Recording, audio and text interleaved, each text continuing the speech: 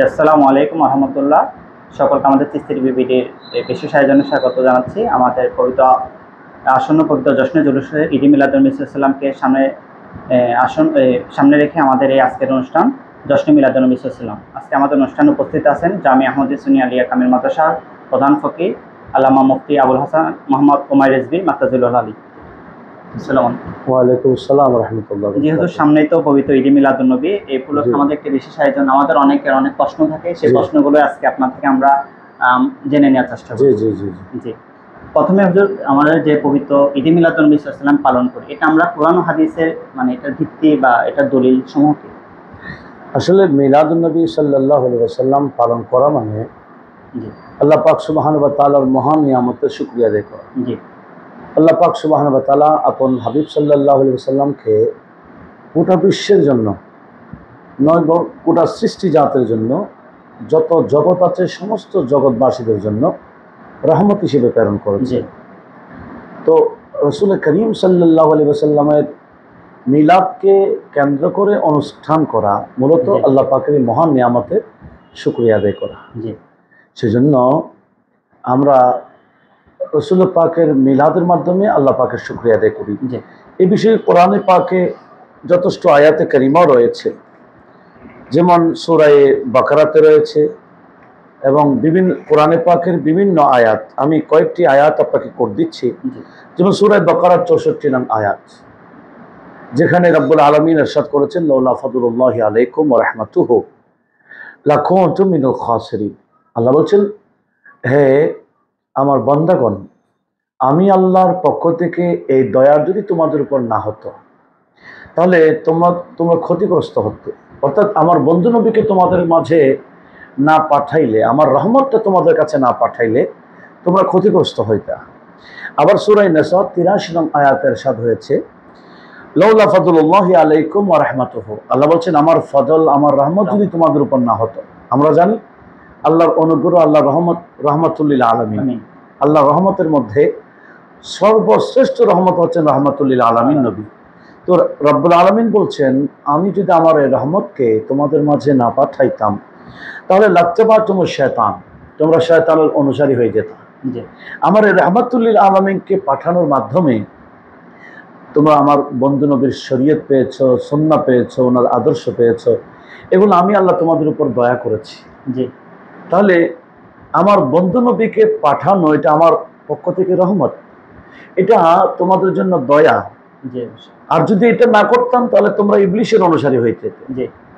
তো এখন আমরা এইভাবে যদি কোরআনে পাকের আয়াতগুলো আমরা সামনে রাখি, এই আয়াতগুলো থেকে স্পষ্ট হয় যে রাসূল করিম সাল্লাল্লাহু আলাইহি ওয়াসাল্লাম হচ্ছেন আল্লাহর রহমত এবং শ্রেষ্ঠ রহমত। তো হুজুরের মিলাদের শুকরিয়া আদায় করা মূলত আল্লাহ পাকের মহান নিয়ামতের শুকরিয়া আদায় করা। এমনকি সূরা আলে ইমরানের 103 নং আয়াতে সরাসরি আমার আল্লাহ স্পষ্ট করে বলে দিয়েছেন, উযকুরু নিয়ামাতাল্লাহি আলাইকুম। আমি আল্লাহ তোমাদেরকে যে নিয়ামত দিয়েছি, তোমরা আমার এই নিয়ামতের শুকরিয়া আদায় করো এবং এটাকে আলোচনা করো। কোন নিয়ামত? নিয়ামতের তো কোনো শেষ নেই। আল্লাহ নিজে বলেন, ওয়াইন তাউদ্দু নিয়ামাতাল্লাহি লা তুহসুহা ফালা তুহসুহা, যে আমার নিয়ামতকে গণনা করলে তোমাদের গণনা শেষ হতে পারে, আমার নিয়ামত শেষ হবে না। তো এখানেই আয়াতে সূরা আলে ইমরান 103 নং আয়াতে আল্লাহ পাক স্পষ্ট করে দিয়েছেন, এখানে নিয়ামত বলতে আমার আল্লাহ বলেছেন, ইদ কুনতুম আদা, যে নিয়ামতটা পাঠাবার আগে তোমরা একে অপরের দুশমন ছিলে। তো আমি যখন নিয়ামতটা পাঠাইলাম, ফাসবাহতুম বিনিয়ামাতিহি ইখওয়ানা, এর আগে বলেছেন ফাআল্লাফা বাইনা কুলুবিকুম, ওই নিয়ামত তোমাদের কলবের মধ্যে, তোমাদের কলবের মধ্যে ভ্রাতৃত্ব মহব্বত সৃষ্টি করেছে। ওই রাহমাতুল লিল আলামিন, ওই নিয়ামত উজমা আমার এই বন্ধু নবীর মাধ্যমে ফাসবাহতুম বিনিয়ামাতিহি ইখওয়ানা, আমার এই বন্ধুকে পাঠাবার পরে তোমরা এক অপরের ভাই ভাই হয়ে গেছে, তোমাদের দুশমনি চলে গেছে, শত্রুতামি চলে গেছে। তাহলে এই আয়াতগুলো যখন আমরা সামনে রাখি, এই আয়াতগুলো দ্বারা আমরা বুঝতে পারি আল্লাহ হচ্ছেন, রাসূল পাক হচ্ছেন আল্লাহর নিয়ামত, রহমত, বরকত সবকিছু। তো এই নবীর আগমন উপলক্ষে অনুষ্ঠান করা মানে মিলাদের অনুষ্ঠান। তো এটা মূলত আসলে আল্লাহ পাকের শুকরিয়া আদায় করা। তো হুজুর পাক সাল্লাল্লাহু আলাইহি ওয়াসাল্লাম নিজেও মিলাদের শুকরিয়া আদায় করেছেন। ওই সাপ্তাহিক করেছেন, আমরা তো জি। বাৎসরে করি, জি জি ঠিক না? জি হুজুর সোমবারে রোজা রাখার মাধ্যমে হুজুর আল্লাহ পাকের শুকরিয়া আদায় করেছেন, ওই মিলাদের স্মরণ করেছেন। তো আমরাও আল্লাহ পাকের এই হাবিবের মিলাদের মাধ্যমে আল্লাহর শুকরিয়া আদায় করি। জি এটা একটা বোঝার বিষয়। এখানে জি অবশ্যই। বাড়াবাড়ি করা মানে এটা ঠিক না, এটা জি। তো আল্লাহ এবং রসুলের বিপরীত হয়ে যাচ্ছে, জি। কোরআন এবং সুন্নাহর বিরোধ হয়ে যাচ্ছে। জি সেজন্য ভাইদের বলবো, মিলাদুন্নবী করা মানে আল্লাহ পাকের নিয়ামতের শুকরিয়া আদায় করা, জি অবশ্যই। আর এটার বিরোধ করা মানে আল্লাহর এই মহান নিয়ামতের বিপক্ষে বলা। জি আল্লাহ সবাইকে বোঝার তৌফিক দান করুন। জি অসংখ্য ধন্যবাদ আমাদের সুন্দরকে বোঝাই দিয়েছেন। আমার দ্বিতীয় প্রশ্ন হচ্ছে, আমরা তো মিলাদুন্নবী, এটা মিলাদুন্নবীর আগে আমরা যে ঈদ বলি, এই ঈদ বলাটা শরীয়তে কতটুকু যুক্তিযুক্ত? এবং আমাদের আরেকটি প্রশ্ন হচ্ছে যে, আমরা যদি ঈদ বলি তাহলে এটা ঈদের নামাজ নাই কেন? আচ্ছা, আসলে এটাও একটা বোঝার বিষয়। যেমন আমরা যে ঈদ বলি, ঈদে মিলাদুন্নবী সাল্লাল্লাহু আলাইহি ওয়াসাল্লাম, এটা কোনো শরীয়ী দৃষ্টিকোণে ঈদ না। জি আমরা জানি শরীয়ী দৃষ্টিকোণে ঈদ হচ্ছে দুইটি, একটু ঈদুল আজহা এবং আরেকটা ঈদুল ফিতর। যেই শরীয়ী দৃষ্টিকোণে ঈদের মধ্যে হুজুর পাক সাল্লাল্লাহু আলাইহি ওয়াসাল্লাম যেই সিস্টেম, যে পদ্ধতি আমাদেরকে শিখিয়েছেন, সেভাবে হইতে হবে।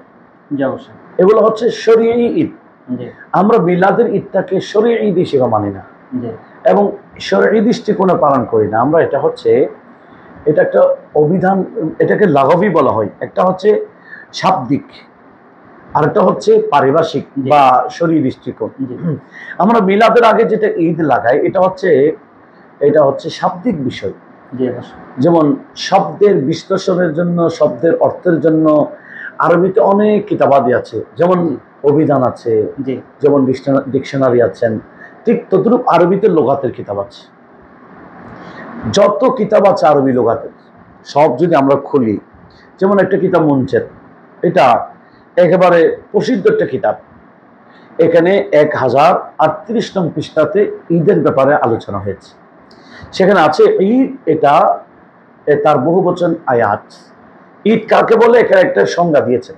জি ঈদ কাকে বলে উনি ওখানে লিখেছেন, আল ঈদু কুল্লু ইয়াউমিন, ঈদ ওই প্রত্যেকটা দিনকে বলা হয়, ইয়াহতাফিলু ফিহে, যে দিনে মানুষ অনুষ্ঠান করে। জি কি জন্য করে? বেযিকরা কারিমাতিন আও হাবিবাতিন, কোন সম্মানিত বা প্রিয় ব্যক্তির আলোচনার জন্য।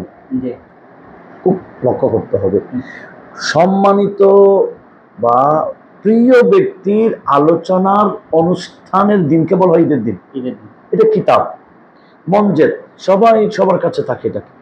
এটা না মানে এরকম কোনো আগার নেই। জি এটা একটা লোগাতের কিতাব।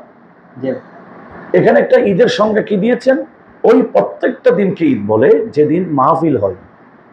কার মাহফিল? বলে যিকরা করিমা ও হাবিবা, প্রিয় বা সম্মানিত ব্যক্তির কে কেন্দ্র করে ওনার আলোচনার মাহফিল যেদিন হয়, সেদিন ঈদের দিন।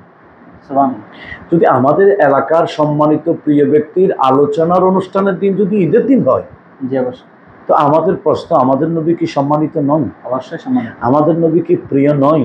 অবশ্যই প্রিয়। আমি বলবো আমাদের নবী হচ্ছেন সম্মানিতের মধ্যে, আল্লাহ সৃষ্টির মধ্যে সম্মানিতের মধ্যে সেরা সম্মানিত, জি প্রিয়র মধ্যে সেরা প্রিয়। জি সেজন্য আমরা এটা বলি ঈদ শুধু ঈদ না, সেরা ঈদ। সেরাই। জি এক। আরেকটা হচ্ছে যেটা লেসানুল আরব, এটা অনেক বড় আরবি লুগাতের কিতাব, জি যেটার দামও এখানে বর্তমানে 12,000-এর কম হবে না, এত বড় কিতাব লুগাটিকা। জি সেখানেও তৃতীয় খণ্ড 315 নং পৃষ্ঠার মধ্যে এটা সংজ্ঞাটা আসছে।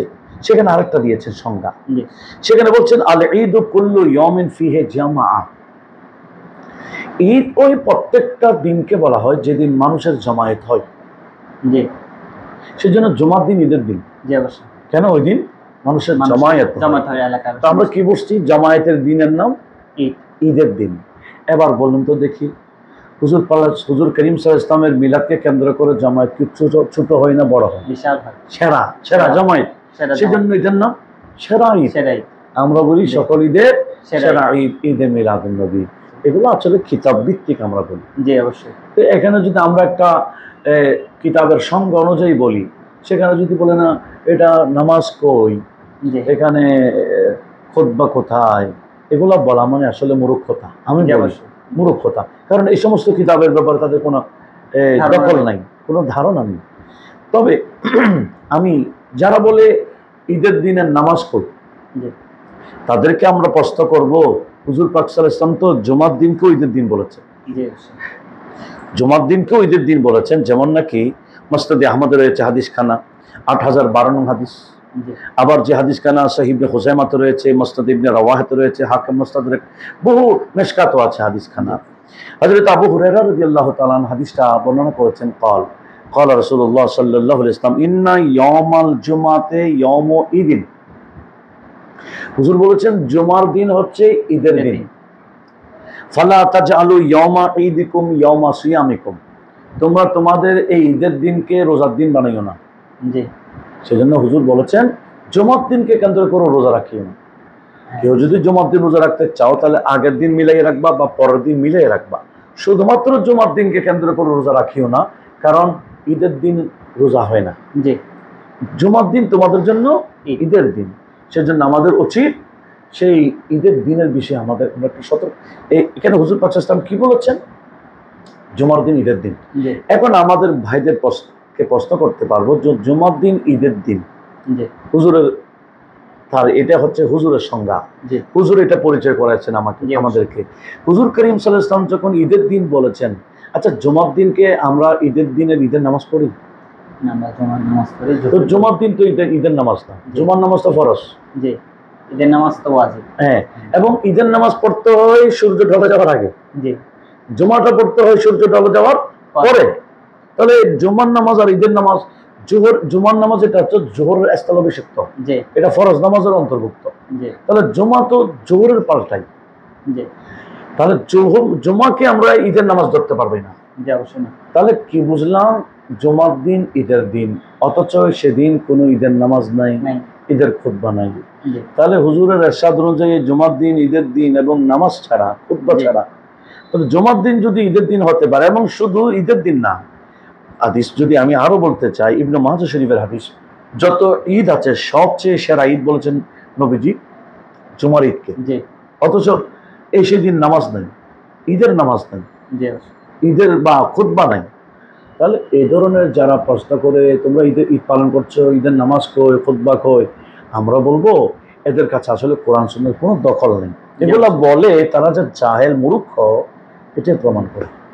যে আসলে অসুন্দর বা একটা হুজুর বিষয়, আমরা যে ঈদ মিলাদুন পালন করি, এটা আমাদের সাহাবায়ে কেরাম এবং আমাদের পূর্বেকার যে বুজুর্গ উলামায়ে কেরাম বা আউলিয়ায়ে কেরাম ছিল, ওনারা কি পালন করেছিলেন? একটা বিষয়, সাহাবায়ে কেরামের পরিবেশটা দেখতে হবে। জি, অবশ্যই। সাহাবায়ে কেরামটা ইনারা ছিলেন কিভাবে ইসলামটা প্রচার করা যায়। জি, অবশ্যই।